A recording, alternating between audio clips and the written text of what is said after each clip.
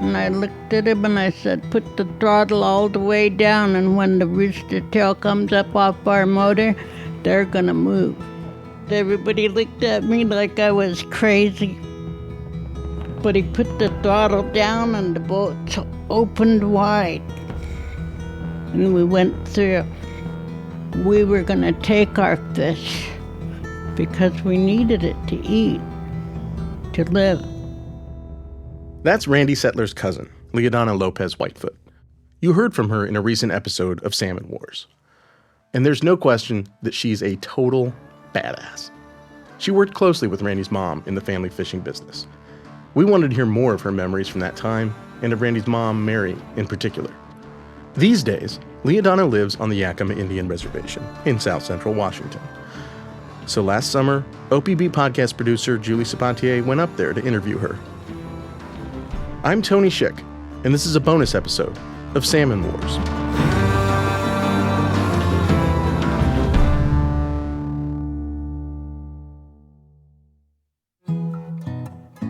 The first word that comes to mind when I think about the Yakima Reservation is remote.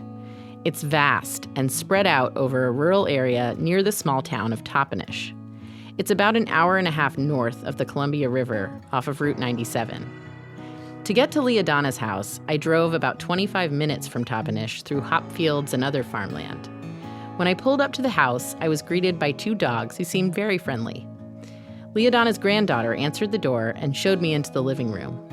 I could hear some little squeaking sounds coming from the next room, and LiaDonna told me one of her dogs had just had puppies. I got the sense that there's always kind of a lot going on at her place. At one point in the interview, I heard a sound I couldn't quite identify. Oh, there's a baby back there. Oh, okay. They flew here from Alaska yesterday. She even has a tongue-in-cheek name for her home. This is old MacDonald's last resort. Normally, if I'm interviewing someone at their home, I'd turn on my recorder before even getting out of the car, to record the sounds like dogs in the yard and the granddaughter opening the door. But this time, I hesitated. I had been listening to LiaDonna's voice for months while working on this podcast, and I felt a distinct reverence for her.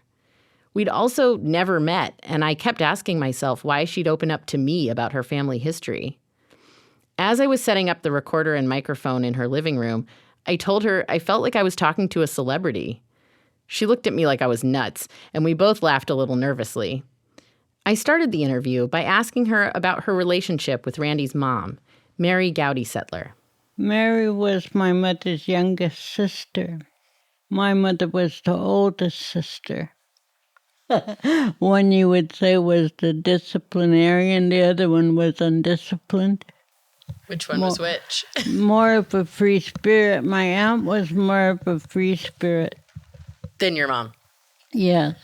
LiaDonna wasn't totally comfortable with a microphone in her face, and I can't really blame her. She kept adjusting it, so you'll hear a little of that noise throughout the interview. She takes her time telling stories, and she reminded me that she's had 2 strokes that can sometimes affect her memory. But her recollections of Mary seemed very clear. So settle in. She has some very interesting and important things to say. Well, I worked with her every day. We got up at daylight. First of all, she'd make me drink tea before I went to bed so she could be sure she wouldn't have to wrestle me to get up first thing in the morning soon as it was daylight. And she was accused of selling a great deal more fish than I ever helped her with. But it sounds like she had a pretty big, fish operation, even setting that aside. How big was it? Who were her clients? Who was buying fish from her? How did it work? I guess I could tell you in a way like this. When it was time to go to prison, she had a choice. The government offered her give them the name of 10 Indians that she bought from, or give them the names of the people that she sold to. And she asked me, what would you do? And I said, go lay down in prison for a while. It's time to lay down. That means you did the crime, now go do the time. We already discussed this. There's no change in it now. Just go serve the time. What 10 Indians do you hate so much that you would cause them to go to prison? So she did know that she was breaking the law. She knew that as the law was written, according to the state regulations, that she violated the law. But who was really being violated? Was there any law for us? So it was almost like she was protesting by Yes, selling. you could say that very clearly, that she protested because she said, we have an inherent right to fish, a God-given right to fish. And that's just a paper. What says that we cannot, it's just a paper. I mean, you said you worked closely with her every day. Every day. So did she try to protect you from the illegal stuff that she was doing? She was protecting me by allowing me to earn money to be able to feed my own 3 children. I was well educated in the law since at least the 4th grade, but I was raised with it all my life to hear all the conversations at the table. They were commonplace.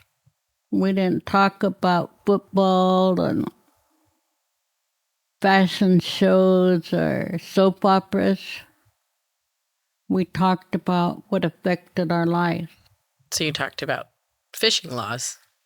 Yes, it was common. LiaDonna clearly admired her Aunt Mary.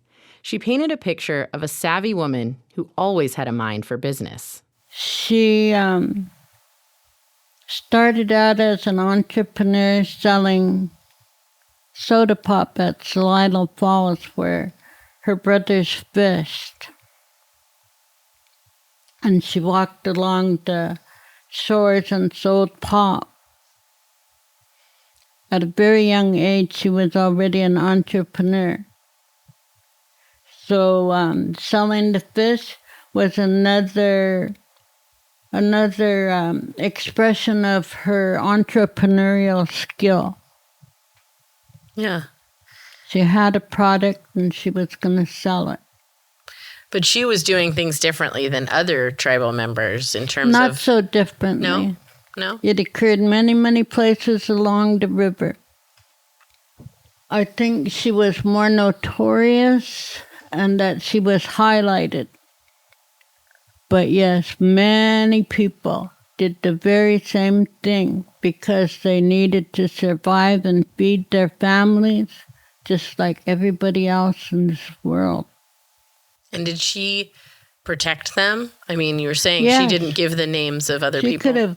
She could have completely avoided prison if she was willing to sell her own people.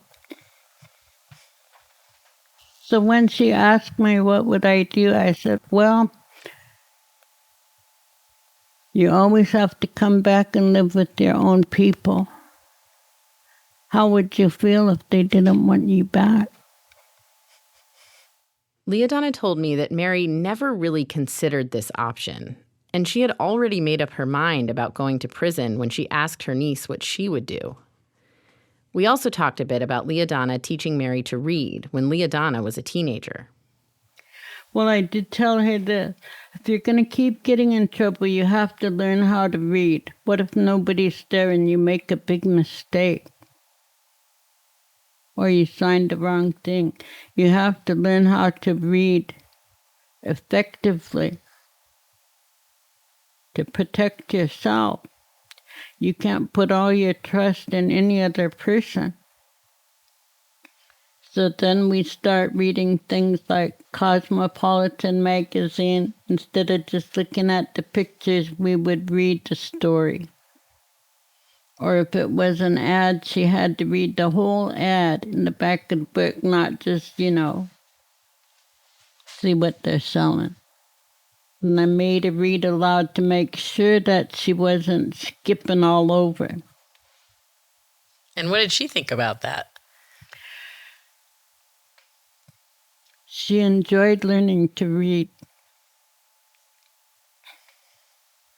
And she became one of the most avid readers.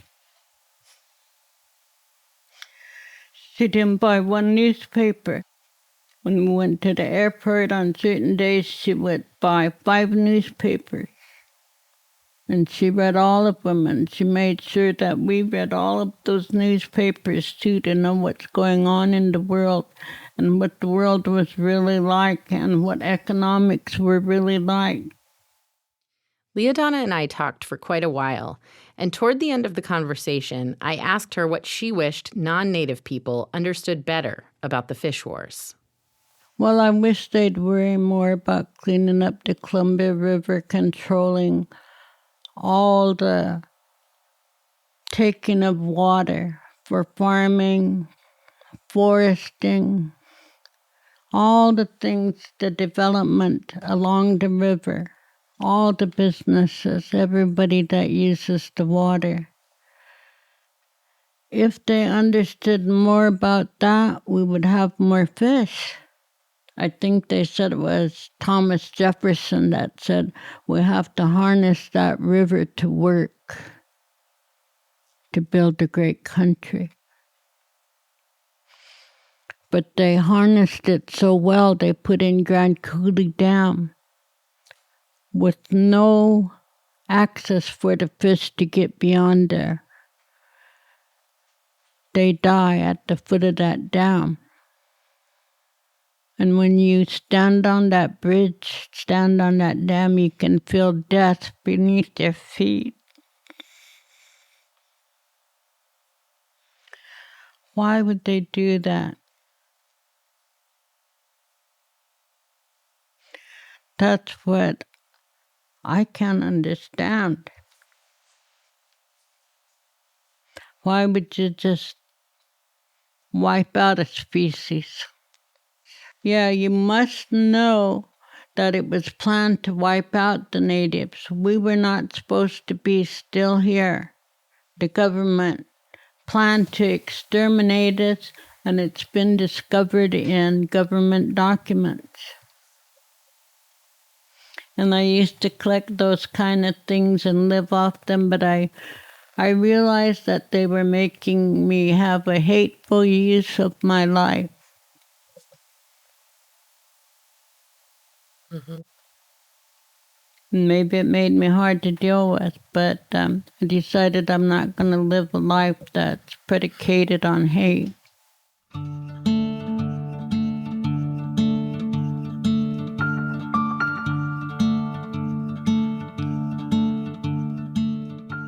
That's it for this bonus episode of Salmon Wars. We'll be back in your feed soon with a new full episode. Salmon Wars is brought to you by Oregon Public Broadcasting and ProPublica. Thanks to all the members who make podcasts possible at OPB. I'm Julie Sabatier, and I produced this episode along with Tony Schick. Katie Campbell at ProPublica contributed to the reporting. Our editor for this project is Anna Griffin. Our sound engineers are Nalene Silva and Stephen Cray. Original music for Salmon Wars was created by Keely Goodwin and Sean Ogilvie. Thanks to Charles Hudson for reviewing our episodes prior to publication with an eye toward cultural context. Visit our website, opb.org, for more in-depth reporting on salmon, dams, and Pacific Northwest tribes. And if you like this podcast, please follow us on your favorite podcast app. There will be more seasons about controversial environmental issues in the Pacific Northwest for you to listen to in the future. Thanks for your support.